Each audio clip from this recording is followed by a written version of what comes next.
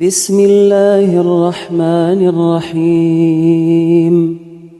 ألف لام ميم. ذلك الكتاب لا ريب فيه هدى للمتقين الذين يؤمنون بالغيب ويقيمون الصلاة ومما رزقناهم ينفقون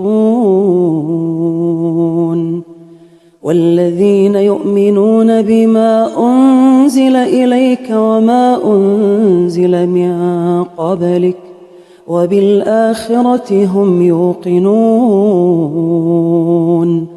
أولئك على هدى من ربهم وأولئك هم المفلحون. إن الذين كفروا سواء عليهم أأنذرتهم أم لم تنذرهم لا يؤمنون. ختم الله على قلوبهم وعلى سمعهم وعلى أبصارهم غشاوة ولهم عذاب عظيم. ومن الناس من يقول آمنا بالله وباليوم الآخر وما هم بمؤمنين يخادعون الله والذين آمنوا وما يخدعون إلا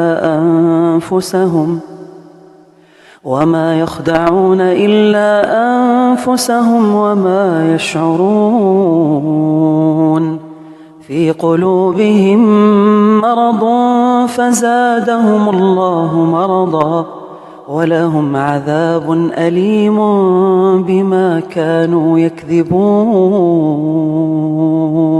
وإذا قيل لهم لا تفسدوا في الأرض قالوا إنما نحن مصلحون ألا إنهم هم المفسدون ولكن لا يشعرون. وإذا قيل لهم آمنوا كما آمن الناس قالوا أنؤمن كما آمن السفهاء ألا إنهم هم السفهاء ولكن لا يعلمون.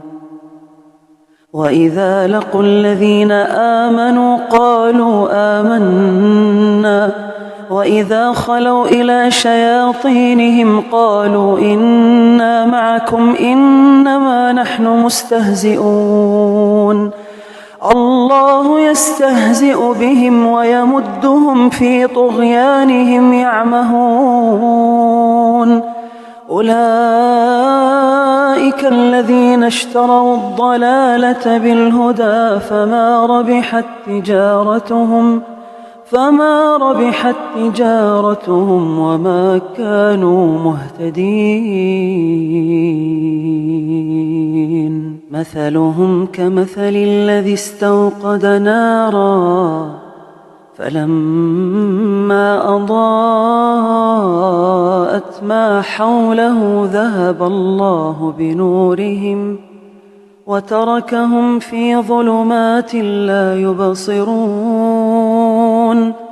صم بكم عمي فهم لا يرجعون. أو كصيب من السماء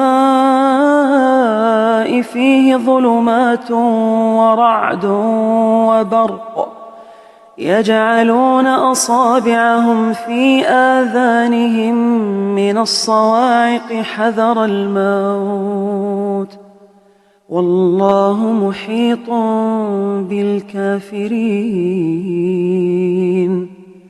يكاد البرق يخطف أبصارهم كلما أضاء لهم مشوا فيه وإذا أظلم عليهم قاموا ولو شاء الله لذهب بسمعهم وأبصارهم إن الله على كل شيء قدير.